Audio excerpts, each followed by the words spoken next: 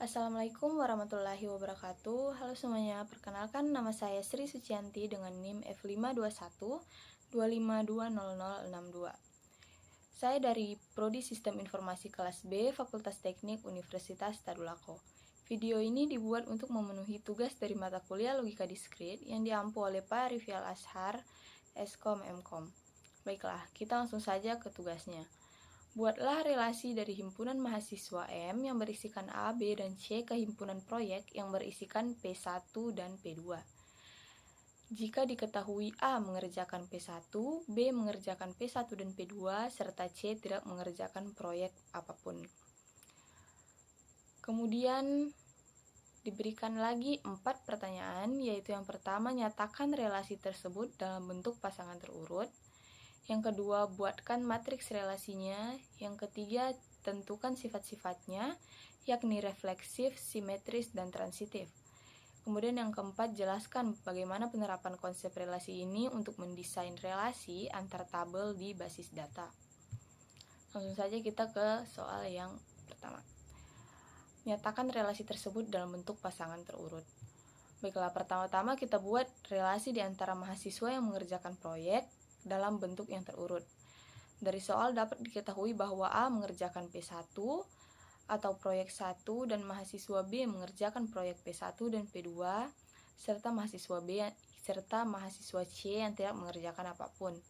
Maka relasinya dapat kita tulis seperti relasi mahasiswa A, proyek 1, kemudian mahasiswa B mengerjakan proyek P1 serta mahasiswa B juga mengerjakan proyek P2.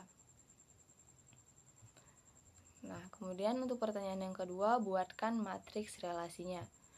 Kita ubah relasi tadi ke bentuk matriks relasi agar lebih gampang dilihat secara visual.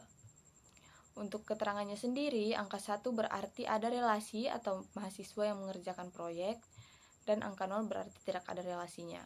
Maka dari itu C di sini angkanya semuanya 0 karena dia memang benar-benar tidak mengerjakan proyek manapun.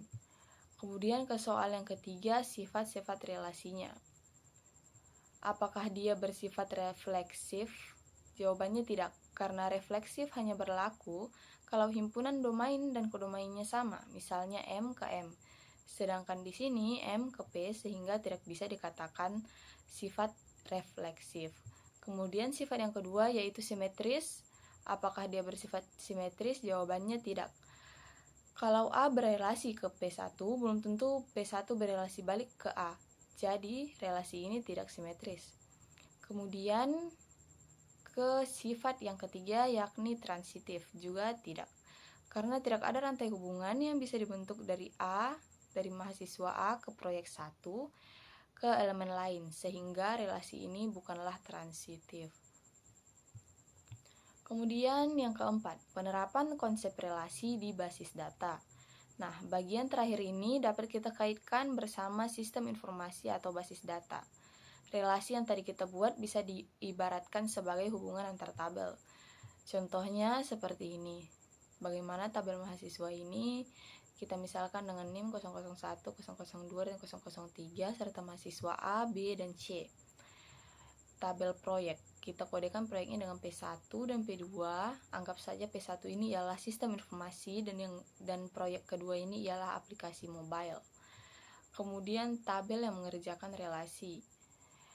Untuk mahasiswa dengan NIM 1 yang mengerjakan relasi P1 dan mahasiswa NIM 2 yang mengerjakan dua proyek yakni proyek P1 dan P2. Nah, di tabel ketiga, tabel pengerjakan adalah bentuk nyata dari relasi tadi. Dia menjadi tabel penghubung antara tabel mahasiswa dan tabel proyek. Kolom NIM di sini berperan sebagai kunci dari tabel mahasiswa ke kolom kode proyek sebagai kunci dari tabel proyek. Nah, kesimpulan yang dapat kita ambil ialah bahwa relasi ini menunjukkan hubungan di antara dua himpunan. Dan konsep ini juga dipakai dalam desain basis data untuk menghubungkan tabel-tabel lewat atribut yang sama. Dari contoh tadi, kita belajar kalau cara representasi matematis seperti pasangan terurut dan matriks relasi ternyata punya manfaat langsung di dunia nyata, terutama dalam sistem informasi. Sekian video dari saya untuk kali ini. Untuk tugas kali ini saya ucapkan terima kasih karena sudah menonton. Wassalamualaikum warahmatullahi wabarakatuh.